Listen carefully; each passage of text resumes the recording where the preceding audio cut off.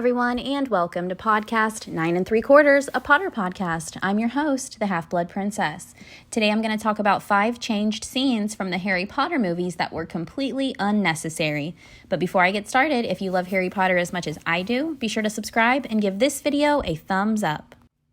Like any book-to-film adaptation, the Harry Potter series saw many changes. Here are 5 of the most unnecessary changes of all. Let's start with the burning of the Burrow.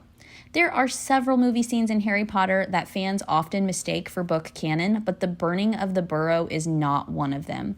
Bellatrix and Greyback appearing out of nowhere, setting the house on fire, and getting chased through the fields by Harry contributed nothing to the story and ultimately contradicted several plot points. For example, Harry was under constant protection from Voldemort. If it was so easy for the Death Eaters to find him and blow up the house where he was staying, they could have killed Harry a long time ago. This becomes even more frustrating considering all of the missed scenes from the books that could have been included in the film if time wasn't wasted on this unnecessary addition. For the next scene, let's talk about the snapping of the Elder Wand.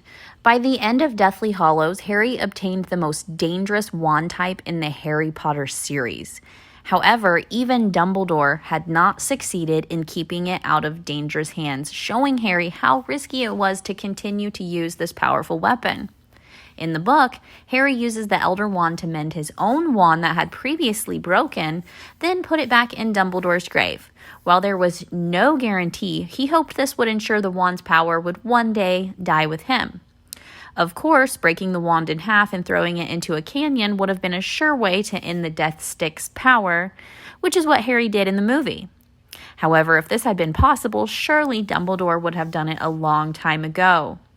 Next, we have Harry and Voldemort's final battle. The final battle in the Harry Potter book series had us sitting at the edge of our seats. Harry and Voldemort slowly circled in the Great Hall as Death Eaters and the Hogwarts fighters watched in silence.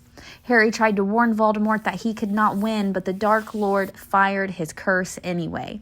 The battle ended with Tom Riddle lying dead on the floor, nothing but a man.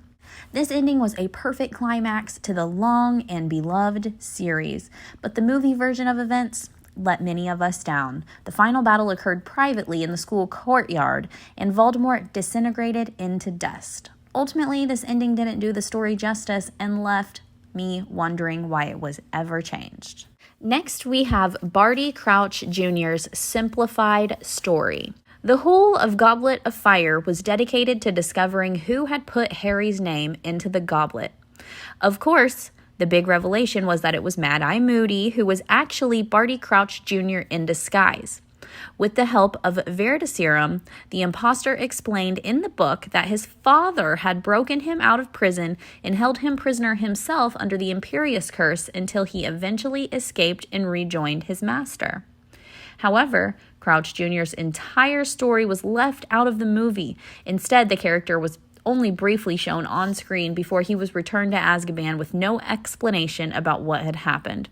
This greatly cheapened the complicated plot of that year, leaving a lot of us fans frustrated. And lastly, removing Voldemort's backstory.